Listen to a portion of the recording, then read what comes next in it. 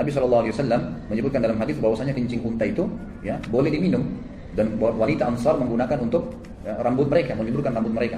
Jadi pertama sebelum saya jawab pertanyaan ibu ini, saya ingatkan. Jadi Rasulullah menyuruh minum kencing unta itu sebagai obat, bukan untuk berlezat-lezat ya.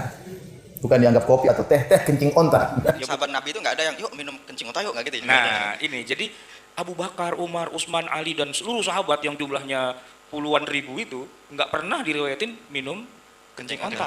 Cuma dia doang itu, gitu. Nah berarti kan ini sebuah pengecualian banget. Pengecualiannya di sini artinya bisa jadi ini adalah rukhsah karena darurat. Dalam keadaan orang udah darurat nggak ada obat lagi yang. Nabi SAW menyebutkan dalam hadis bahwasanya kencing unta itu ya boleh diminum dan wanita Ansar menggunakan untuk rambut mereka, menyuburkan rambut mereka. Sebagian ulama menukil mengatakan apa hikmahnya kenapa kencing unta itu bisa diminum, gitu kan? Dan dijadikan sebagai obat dan kenapa dia tidak najis seperti hewan-hewan lain. Dinukil bahwasanya unta ini memang dengan hikmah Allah Subhanahu wa taala mereka hanya mau makan pohon-pohon yang ada di padang pasir dan pohon padang pasir ini semuanya kering memang dan berduri. Jadi tidak ada kandungan air kalau kecuali sedikit sekali, gitu kan? Dan unta ini hewan yang tidak mau minum sembarangan air.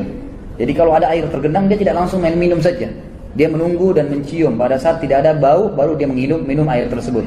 Salam warahmatullahi wabarakatuh ya. Jadi pertama sebelum saya jawab pertanyaan ibu ini, saya ingatkan. Jadi Rasulullah menyuruh minum kencing unta itu sebagai obat, bukan untuk berlezat-lezat ya. Bukan dianggap kopi atau teh kencing unta. Kopi kencing unta enggak ya. Tetapi maksudnya kencing unta sebagai apa?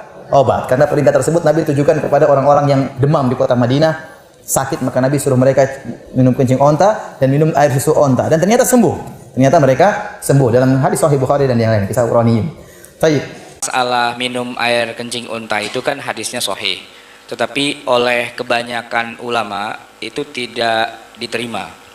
Kenapa tidak terima? Karena ini yang nomor satu ya, karena dia mengalami ta'arudul athar, konflik dengan hadis-hadis sahih yang lain, bahkan konflik dengan ayat-ayat Al-Quran.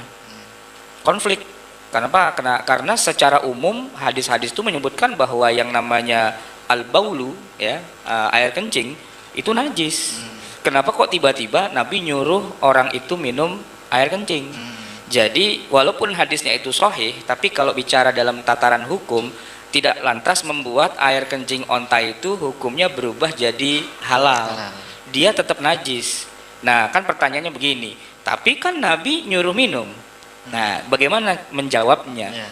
Menjawabnya begini, yang pertama bahwa ini kejadian hanya terjadi sekali dan hanya pada orang itu saja. Dan kalau saya terusin, orang itu tuh akhirnya dia murtad. Murtad. Ada lanjutan hadisnya. Iya, dan dibunuh gitu loh. Ya kalau diterusin itu orang itu akhirnya murtad dan dibunuh. Dan ya, sahabat Nabi itu nggak ada yang yuk minum kencing unta yuk, nggak gitu ya? Nah ini jadi Abu Bakar, Umar, Utsman, Ali dan seluruh sahabat yang jumlahnya puluhan ribu itu nggak pernah diriwayatin minum kencing onta. Cuma dia doang itu, gitu. Nah berarti kan ini sebuah pengecualian banget. Pengecualiannya di sini artinya bisa jadi ini adalah rukhsah karena darurat. Dalam keadaan orang udah darurat nggak ada obat lagi yang lain. Ya najis deh, begitu kan. Lagian kan Nabi juga mengatakan in syi'ta, kalau kamu mau. Nah, artinya ini gini, ya Allah Rasulullah saya udah sakit banget nih, diapain dong, gitu kan. Ya kalau mau tuh air kencing onta, gitu kan. Artinya Nabi tidak menghalalkan secara mutlak, tetapi menghalalkan dengan dasar darurat, gitu kan. Dalam kasus itu yaitu darurat, gitu, sebuah pengecualian. Nah, atau malah nanti ada yang bilang oh itu mansukh. Hadis itu mansukh, sudah tidak berlaku lagi. Dulu pernah dihalalkan, tapi setelah itu kemudian sudah tidak boleh. Sebagaimana khamr. Dulu kan para sahabat juga pada minum khamr ya kan, tapi kan santai aja. Kenapa? Ya itu kan kejadiannya sebelum turunnya ayat khamr ya kan. Nah setelah turunnya ayat khamr ya udah nggak boleh, gitu kan. Jadi nggak usah bingung dulu. Ya di hadisnya boleh minum air kencing onta. Kapan?